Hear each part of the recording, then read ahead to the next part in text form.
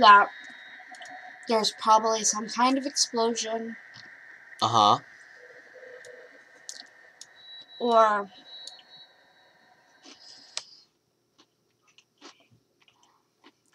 okay, so it should start be going on. Okay, well, sorry about that, guys. I didn't realize that the audio wasn't working. So here we are. let's wait to see if there's probably some kind of explosion. Okay, so we can shut this off now. So, yeah, like I was saying, there was probably some kind of explosion. Okay, well, or sorry about that, guys. some kind of. Okay, that, yeah, that's. There was some kind of explosion or some kind of, you don't know, maybe there was like an animal, like a beast, a mutated animal that might have done something. If I'm spot on my predictions, I will scream. Okay, that's what you think. Just about every piece of equipment at the just about every piece of equipment has been overturned or tilted. Look at the debris or look at the truck. Look at the truck. Huh?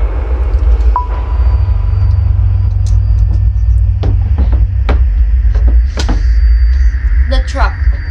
The hitch is completely broken, like it was blown off in an explosion or a really bad accident. Whoa. Explosion. Okay, keep reading. Had there been an explosion, all of the fuel on the site would have started a fire, but there's no charring, no burning, nothing.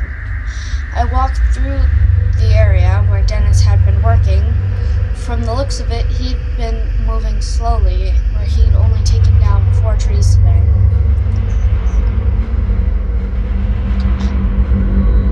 But he's not here. No one is here.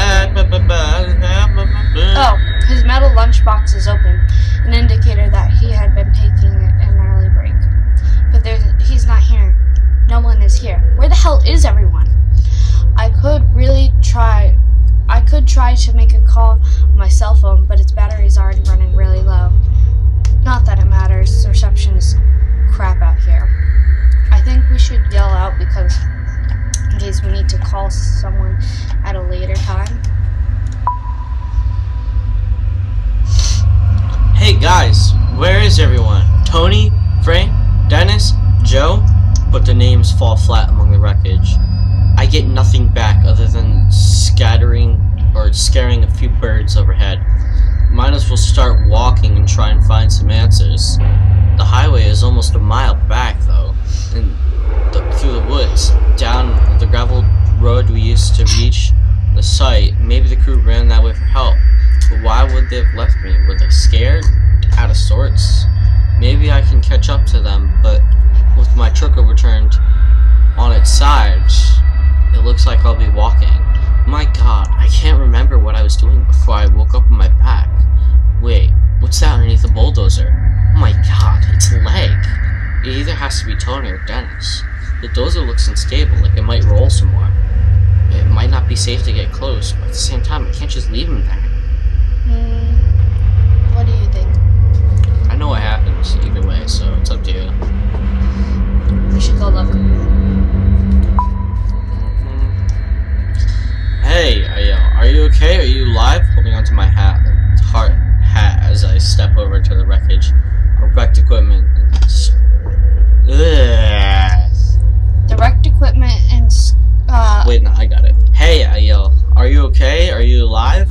Holding onto my hat as I step over the wrecked equipment. The wrecked equipment and stray logs to get closer. I can see a bit more of the leg and Jean. I can see a bit more of the leg. Jeans are soaked in blood. I recognize those work boots. It's clearly Tony. His leg is bent at an impossible angle, nearly crushed flat. The closer I get, the more apparent it becomes that Tony didn't survive.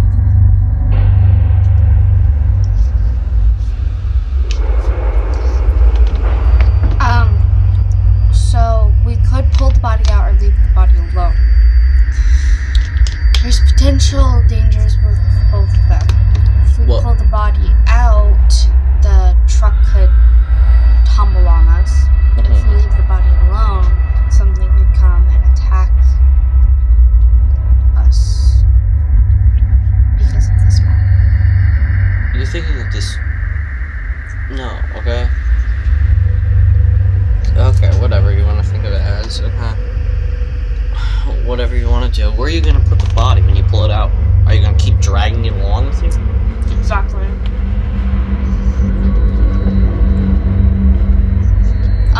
Leave the body alone.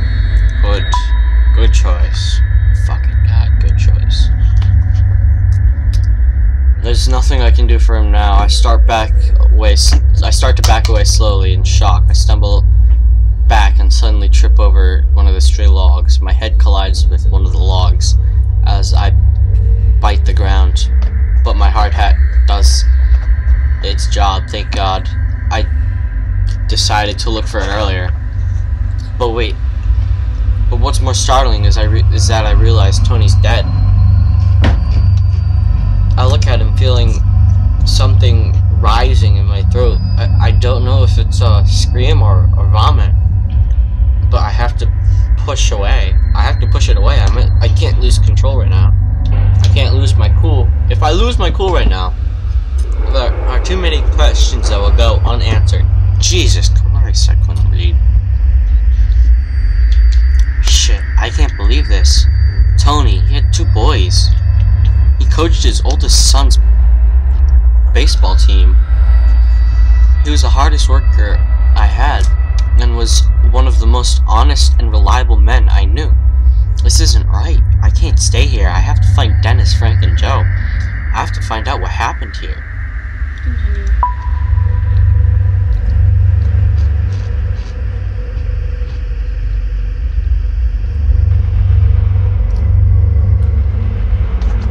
As I walk through the stacks of logs from the last week of work or so, everything feels frozen. There's a high-pitched sound in my ears. It's terrible. It keeps happening every few seconds. It sounds like it's coming from very far away. I can't help but wonder, is it in my ears or something else? The silence out here is creepy, and there's a smell, like the atmosphere after a bad summer storm. I might as well admit it. I'm a little scared. Everyone is missing. It's dead quiet out here. There doesn't even seem to be a breeze to rustle the leaves and branches. My right knee, it hurts like hell. My head was hurting so bad before, I never even noticed the pain in my knee. I must have heard it during the what? Accident or... Wait, is that Dennis? I see him sitting on the ground, motionless, about 30 feet away. Does it matter if we yell out or walk up? I'm not gonna tell you. Yell out. Okay. Dennis! I yell. Dennis, can you hear me? Dennis lets out a shout, like someone waking from a nightmare. Then he looks back from the ground. Yeah, Roger, I hear you, he hollers back. I head over to him. Dennis is built like a wrestler. He has a tough personality to match it, but in this moment, he looks disoriented, even a little anxious. Though I'm glad to see him, the fear on his usually confident face it's alarming. What the hell happened? What's going on? He asks. I don't know. The crew is missing. Okay. I don't know. The crew's missing. Missing, he says. Where do you think they went? I'm not sure, I say, but it has me plenty freaked out. Something's not right here. Still sitting on the ground, he looks around at the woods as if he is just now understanding the severity of the situation. The equipment was overturned, dozers too. I say, shifting my hard hat and wiping my forehead. You okay? I asked him. Yeah, just shaken up. Me too. This might be the most intimate conversation Dennis and I have ever had. While he and I have always been on good terms, we've never been particularly close. I don't talk to people from... I always respected him though. Sure, he's come to work a few times looking like he'd been in a bar fight the night before, but I've also seen him do an enthusiastic impression of a dinosaur as he played with Tony's kids while they wait for his dad to finish up his shift. It's then that it hits me. Dennis and Tony were good friends. I'm not sure I want to rattle him with the news of Tony's death right now, but not before we know what's going on. But he has the right to know. I think we should tell him about Tony. Yeah. You should tell him? Mm-hmm. Yeah, you don't withhold someone from someone. You were upfront with Dennis about Tony. Dennis' eyes are fixated on me, startled.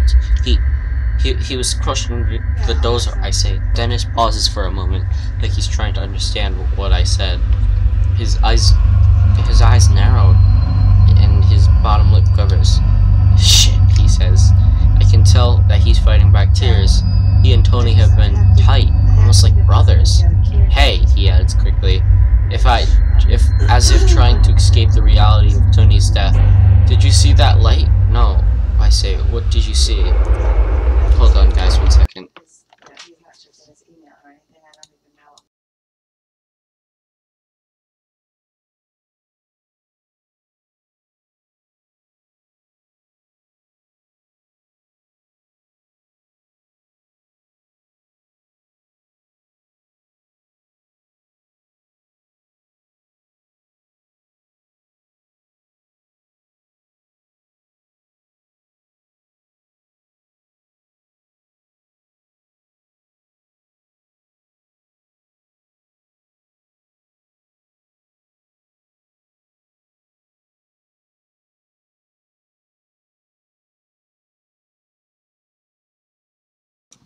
Mother's so against being in live streams, but then when I tell her that she's in it, she says, well, stop. I say, I already have. Blah, blah, blah. God damn it.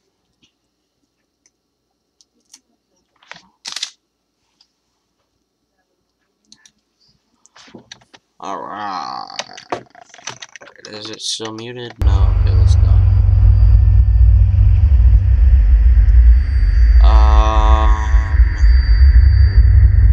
No, I say, what did you see? I don't even know, Roger, he says.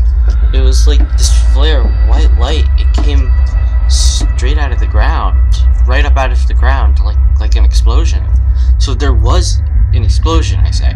Maybe it was the equipment or something. No, this was no equipment. Dennis interrupts, agitated. This is a huge ball of light that came right out of the damn ground.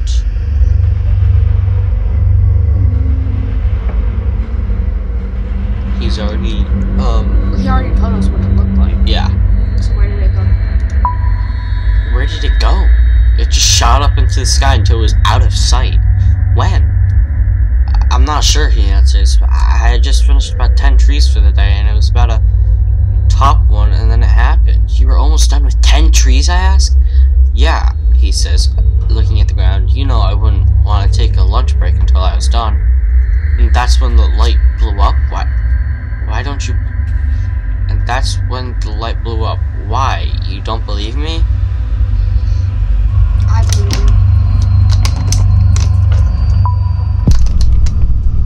you. You believed Dennis' story. He saw what he saw, I think to myself. He has no reason to lie about this. My God, are you okay? Yeah, I'm fine, he says.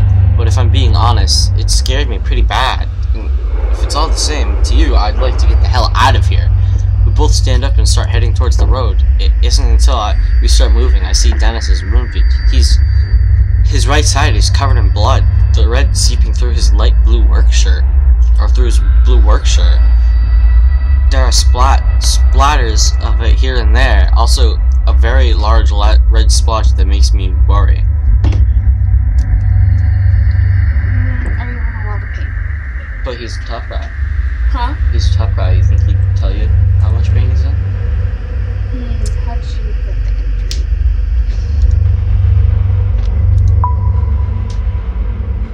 I'm not sure, Dennis replies. I must have gotten thrown or hurt somehow from that light. It's then that I notice that this strange ringing is still filling the air. Hey, I say, stopping. Do you hear that high-pitched ringing noise every once in a while? Dennis looks scared as I ask him the question. I thought it was just me, he says. He looks out of sorts and uncertain. I've never seen him like this before. It's obvious he's looking for some reassurance. Even though I'm his boss, there's something very unnerving about this. Well, we'll be okay. It's probably Okay. some reassurance. Let's be realistic, I think to myself. I might as well try and be empathetic. Out here in the middle of the woods, the ring could be anything. Maybe a car alarm through the woods or something. Still, even my passive comment seems to reassure Dennis. He looks a bit calmer, more relaxed. We both start moving forwards and don't say another word. Did you try and call Frank, Dennis asked? I know he had his cell on him today. Not yet. Luckily, I still had some battery life. I pull out my cell and call Frank. I'm happy I didn't make that call to Dennis earlier. He rings. It rings, but he doesn't pick up. And then I hear his phone go off behind a stack of logs. Dennis and I look at each other. As the phone goes to voicemail, I hang up, and we walk behind the logs to find Frank's phone on the ground, abandoned. We look around for Frank, but find nothing, not a single trace. It's then that I notice something really odd, a 10-foot wide hole in the ground, right near where the phone was. There's no stray piles of removed dirt or rock. It's clean, smoothly dug, cutting into the earth, wide but only a few feet deep. It looks unnatural, like the ground was just deleted. No shovels, no diggers used. Dennis walks over to it. This looks like the same kind of hole where I saw that light come out of the ground, he muses to himself. I say nothing. My mind is spinning and I don't know what to think. Aliens. We need to get out of here, Dennis mutters. At that moment, the ringing noise carries through the forest again. It sends a shiver down my spine. Dennis is right. There's something strange going on, and we might not be safe out here. But that ringing sound has to be a clue to where the rest of the clue went.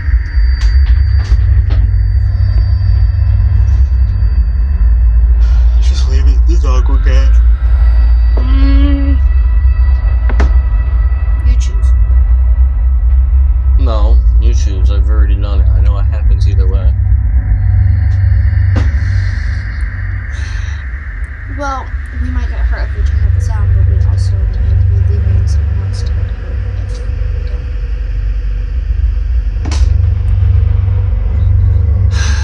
Let's check out the sound.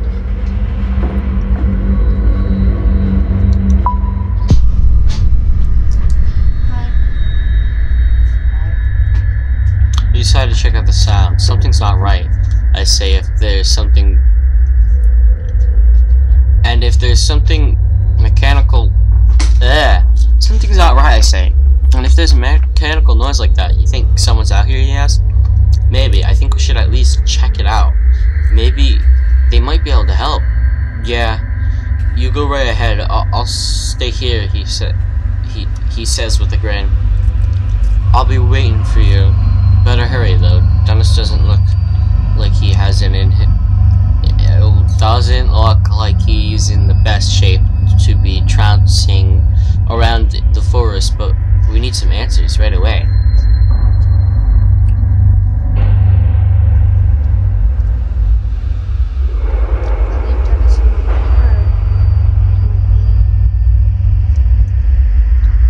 Someone might be able to help, and maybe you won't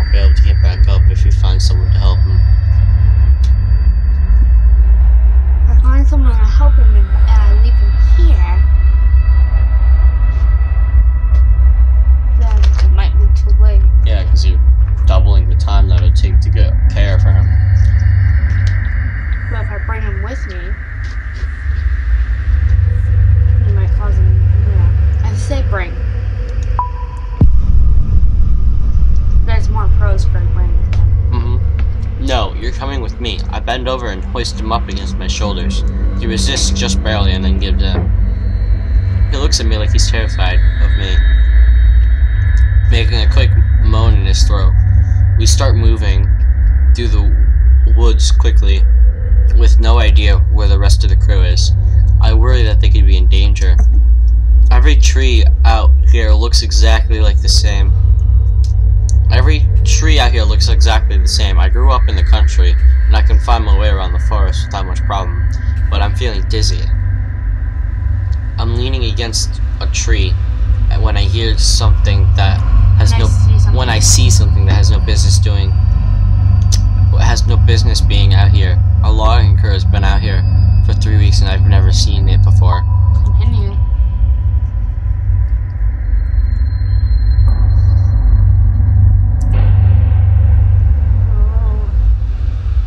It's a small building, sort of like a mixture of a shack and bunker. It looks like it's made of concrete, but moss and weeds and plant and plain old erosion make it look sort of mystical. It looks like something's out of a demented version of a medieval fantasy movie. What the hell is that? Dennis asks. I have no idea.